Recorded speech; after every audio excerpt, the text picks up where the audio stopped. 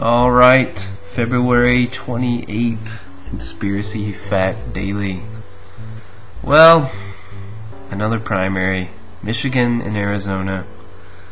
Ron Paul did not win those. So, if you're feeling a little down, just listen to this. Listen to this crowd in Michigan reacting to Ron Paul. I'm honored today to introduce this man who's changed my life. Please help me in welcoming him, Dr. Congressman and Presidential Candidate Ron Paul.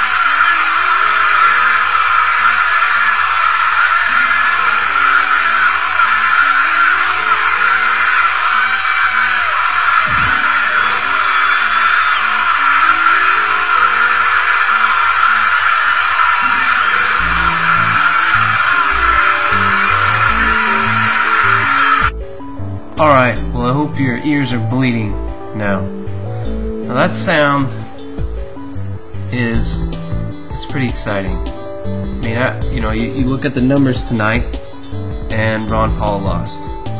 But you hear that, and you're telling me this guy is in last place? Like what they're reporting right now, delegate-wise, the media's understanding or whatever they're reporting as delegates. We currently are at Mitt Romney, 165 delegates. Rick Santorum, 44 delegates. Newt Gingrich, 38 delegates. Ron Paul, 27 delegates.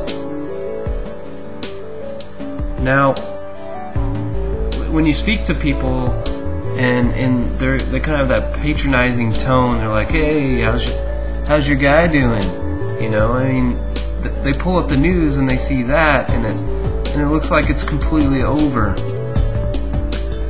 But everything that I'm hearing from trustworthy sources says that we are still definitely in this, and we can't give up. And we got a big day next week.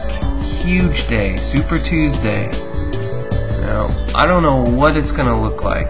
I have a feeling when it's all said and done, Mitt Romney is going to be kind of pronounced the overall winner, and they're going to ask everybody to bow out because we need to get behind our candidate so we can beat Obama. I have a feeling that's what's going to happen.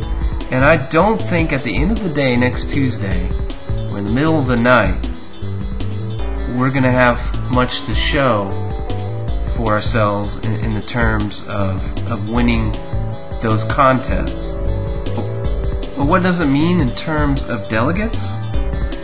I think we still have a pretty good shot.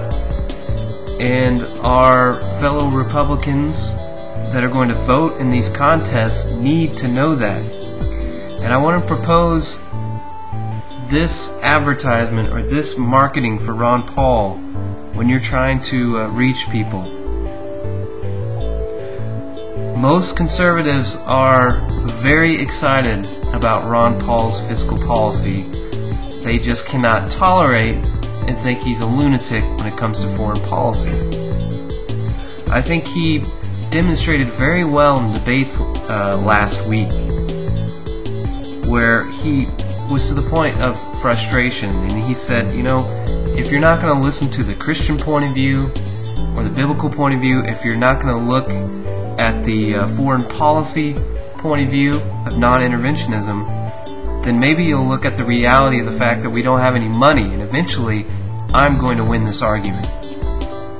Until then, he said, at least follow the Constitution and get a declaration of war from Congress. Let the people speak and listen to them before you go off and start another war because thousands of people are going to die.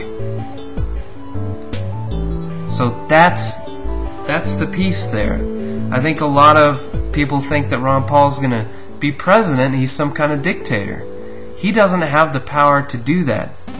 If Congress votes to go to Iran or Iran, then unfortunately we're going to go. That doesn't make it right, but Ron Paul can't. He has to listen to the Congress. So your Republican friends who are concerned about that, we're going to do whatever the American people and Congress decide. That's what Ron Paul is going to do as president. He's not going to not attack Iran because he said so. But if the Congress does not declare it and the people don't want it, he's not going to go to war.